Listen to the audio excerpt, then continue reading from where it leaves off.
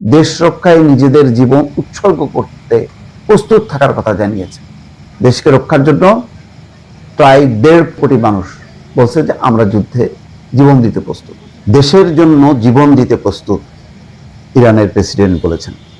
একেবারে সাধারণ নাগরিক থেকে শুরু করে প্রেসিডেন্ট পর্যন্ত বা সর্বোচ্চ ধর্মীয় নেতা মুস্তফা খামেনি তিনিও বলছেন দেশের জন্য জীবন দিতে প্রস্তুত।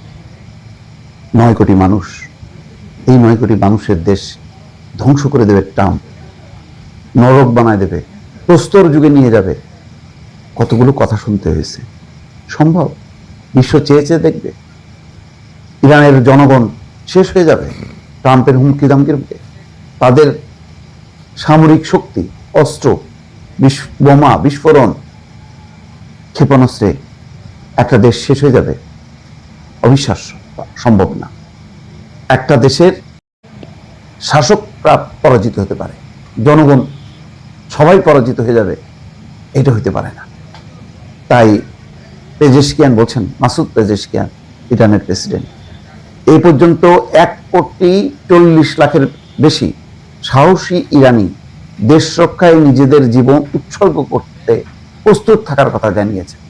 দেশকে রক্ষার জন্য প্রায় 1.5 কোটি মানুষ বলছে যে আমরা যুদ্ধে জীবন দিতে প্রস্তুত। সম্ভব? অসম্ভব ব্যাপার। সামাজিক যোগাযোগ মাধ্যম এক্সে দেওয়া এক পোস্টে ইরানের প্রেসিডেন্ট আরো বলেন তিনিও ইরানের জন্য তার জীবন উৎসর্গ করেছেন এবং করে যাবেন। গত 28শে ফেব্রুয়ারি যুক্তরাষ্ট্র এবং ইসরায়েল হামলা শুরু করে বহু নেতা, দেখেন, কর্মকর্তা, সামরিক কর্মকর্তা, রাজনৈতিক কর্মকর্তা, শাসক, মন্ত্রী মানে হত্যার শিকার হয়েছে। সর্বশেষ যে ইসরায়েলের সামরিক বাহিনীর যে গোয়েন্দা প্রধান, তাকেও হত্যা করেছে ইসরায়েলিরা। কিন্তু ওই যতবার হত্যা করা হয় ততবার বিবৃতি দিয়ে বলা হয় লাভ নেই। একটার পর একটা কেউ না কেউ দায়িত্ব নেবে এবং তারা মরণপণ যুদ্ধ করে যাবে। এইরকম সাহসী একটা জাতিকে পরাস্ত করা অসম্ভব। ট্রাম্প এখানেই ভুল করছে। ট্রাম্প আলোচনার বদলে শক্তি খাটিয়ে যেটা ভেনেজুয়েলায় সম্ভব করেছে, কিন্তু ভেনেজুয়েলার প্রতিটা মানুষ কিন্তু ট্রাম্পকে ঘৃণা করে। সে নিজে বিজয়ের গর্বিত হতে পারে, বিজয়ের স্বাদ নিতে পারে, তেল দখল করে নিতে পারে, লুটেরা হিসেবে পরিচিতি পেতে পারে, কিন্তু কোনো সম্মান ভালোবাসা কিন্তু ট্রাম্পের ভাগ্যে জুটবে না।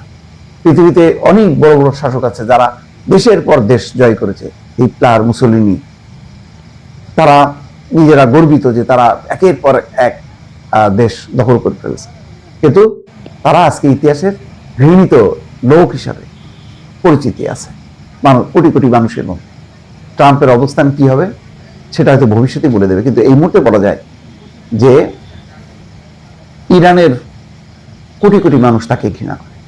এই যে প্রাচীন যুগে পাঠিয়ে দেবে, প্রস্তর যুগে পাঠিয়ে দেবে, নরক নেমে আসবে, এই কথাগুলো ইরানের জনগণ কোনোভাবেই মেনে নেবে না এবং তারা দেশকে রক্ষা করার জন্য জীবন দিতে প্রস্তুত এবং বিন্দুমাত্র যে ভয় পায় না, এটা বারবার প্রমাণ করেছে। ফলে ভয়ঙ্কর ঘটনা ঘটানোর আগে ইরানের প্রেসিডেন্ট মাসুদ পেজেশকিয়ানের এই বক্তব্যটা খুবই তাৎপর্যপূর্ণ। তিনি নিজে বলছেন যে আমি জীবন দিতে প্রস্তুত, সুতরাং সেই দেশের জনগণ নিশ্চয়ই স্বাধীনতার সার্বভৌমত্ব রক্ষার জন্য জীবন দিতে প্রস্তুত থাকবে, এটি স্বাভাবিক।